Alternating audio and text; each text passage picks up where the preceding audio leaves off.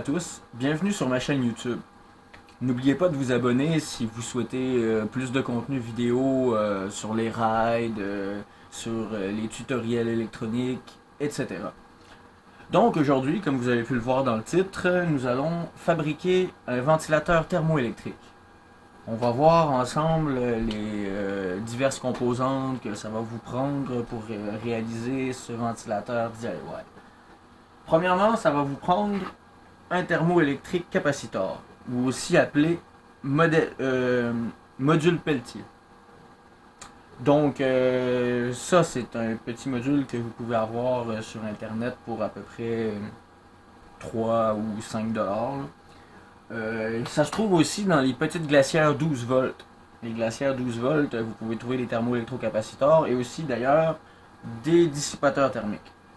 Ensuite, ça va vous prendre deux dissipateurs thermiques. Deux dissipateurs thermiques en aluminium que vous pouvez retrouver dans les PC, par exemple, ou dans les glacières 12 volts, comme je disais tout à l'heure. Ensuite, ça va vous prendre un petit moteur 3.7 volts de ce type. Moi, le petit moteur que je vais utiliser, en l'occurrence dans la vidéo, ça va être un petit moteur de drone. Vraiment, il n'y a pas beaucoup d'ampérage, fait que ça va prendre pas beaucoup de chaleur pour le faire décoller tout de suite. Je vous le recommande. Ensuite, ça va vous prendre une hélice. Une hélice. Moi, j'ai une imprimante 3D d'ailleurs. Alors, je peux, je peux me faire des hélices grâce à mon imprimante 3D. Mais oui, c'est ça. Si vous n'avez pas d'imprimante 3D, vous pouvez aussi prendre une petite hélice comme celle-ci. Petite hélice d'ordinateur. C'est parfait. Ensuite, ça va vous prendre un silant automobile. Silant automobile de style silicone, là, qui est souple mais quand même assez rigide. Et voilà la liste des composantes que ça va vous prendre aujourd'hui pour faire ce ventilateur DIY.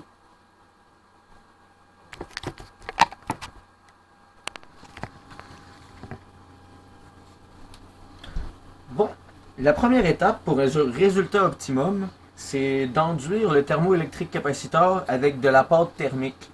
Si vous n'avez pas de pâte thermique, vous pouvez en retrouver dans les ordinateurs. Là, si vous avez des vieux ordinateurs qui traînent, là, vous pouvez démonter le dissipateur thermique de l'ordinateur.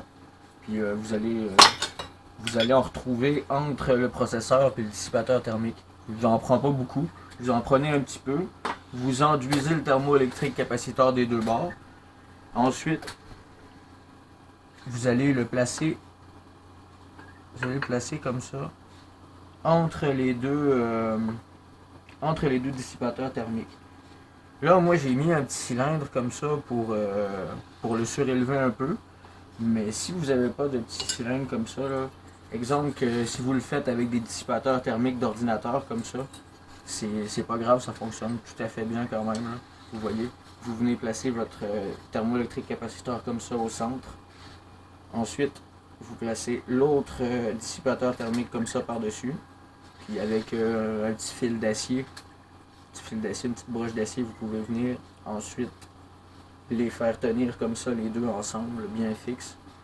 Puis après ça, vous pouvez les sceller avec du sealant automobile ou laisser le petit fil de fer comme ça. Ensuite, venir placer votre ventilateur sur le dessus. Et moi, dans ce cas ici, je vais utiliser des gros dissipateurs thermiques pour vraiment un résultat optimum. Donc, ensuite, je place mon thermoélectrocapaciteur comme ça. Mes deux petites plaquettes en aluminium ont déjà été percées et elle a été filetée. Ensuite, j'ai juste à placer mes vis comme ça à l'intérieur des trous. Et puis, tout simplement, je vais venir visser les deux dissipateurs thermiques sur le thermoélectrocapaciteur. C'est assez simple.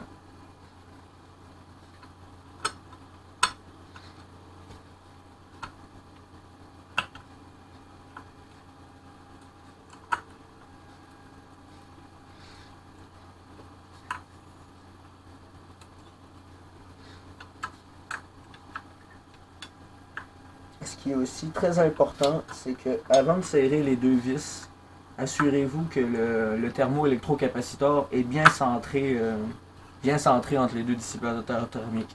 S'il est un peu décalé, ça risque de mal fonctionner.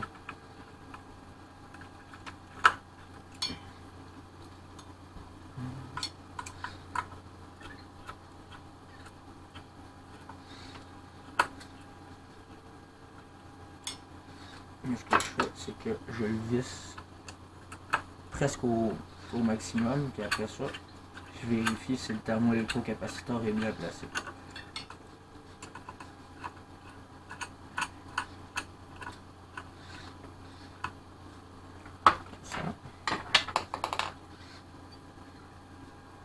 Mon thermoélectrocapaciteur n'a pas bougé, comme vous pouvez constater. Il est bien centré ici, entre mes deux dissipateurs thermiques. Avec mes deux fils qui sortent en arrière, le positif, le négatif. Ensuite, il ne me reste plus qu'à le visser comme il faut. C'est important que votre dissipateur thermique soit bien serré entre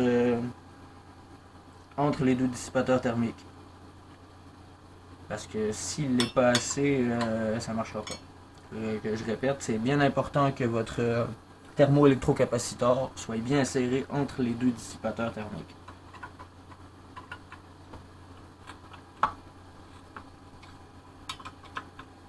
Là, je serre bien mes vis.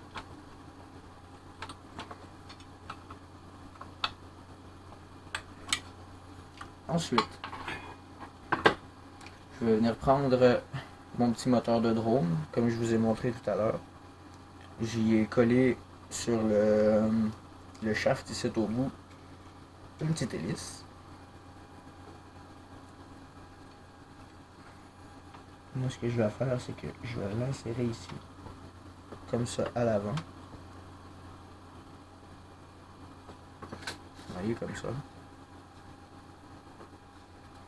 Ensuite, je vais prendre du sealant automobile du coup. Ça, c'est très efficace, ça colle très bien. Il n'y a pas besoin d'en mettre des tonnes. Vous prenez un petit point comme ça sur votre doigt.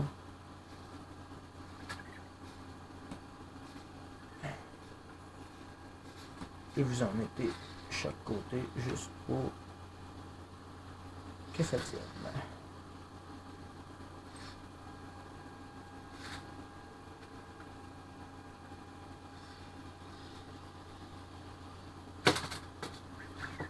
Et voilà.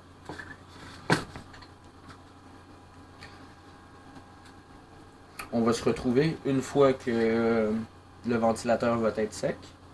Le ventilateur avec la petite hélice, le petit moteur. Ça prend à peu près 5 à 6 heures à sécher. On va se revoir dans 5 à 6 heures pour essayer notre thermoventilateur. Thermoélectro-ventilateur. Bon, alors tout au long de cette vidéo, vous allez m'entendre parler de thermoélectrocapaciteur ou module Peltier. Dans ce cas-là, qu'est-ce que c'est exactement un module Peltier? Le module Peltier peut être utilisé dans les ventilateurs thermoélectriques pour le refroidissement de l'air. Dans un ventilateur thermoélectrique, le module Peltier est placé entre deux dissipateurs de chaleur. Lorsqu'un courant électrique est appliqué au module Peltier, il crée la différence de température entre les deux dissipateurs de chaleur et l'un des dissipateurs de chaleur devient chaud tandis que l'autre devient froid. Nous, on ne va pas appliquer un courant électrique dans le dissipateur Peltier. On va utiliser la différence de température entre les deux éléments pour générer un courant électrique et alimenter justement notre petit ventilateur. Cependant, il y a des limites de capacité au refroidissement du module Peltier. Sa capacité dépend de la puissance électrique qui lui est fournie. Nous, en l'occurrence, notre puissance électrique fournie va dépendre de la différence de chaleur entre les deux éléments. Plus l'élément du bas va être chaud et plus l'élément du haut va être froid, plus le courant électrique généré va être important. Donc voilà. Le module Peltier peut être également utilisé dans les ventilateurs thermoélectriques pour le chauffage de l'air. Dans ce cas, la différence de température créée par le module Peltier est inversée, de sorte que le dissipateur de chaleur froid devient chaud et le dissipateur de chaleur chaud devient froid. C'est justement ce qu'on va faire aujourd'hui. En résumé, le module Peltier peut être utilisé dans les ventilateurs thermoélectriques pour le refroidissement ou le chauffage de l'air. Cette méthode de refroidissement est très efficace, mais que sa capacité dépend de la puissance électrique fournie et de la surface des dissipateurs de chaleur. Ce que je vous disais plus tôt. Le module Peltier est une option intéressante pour ceux qui cherchent une méthode de refroidissement et de chauffage efficace pour l'air et totalement éco-énergétique.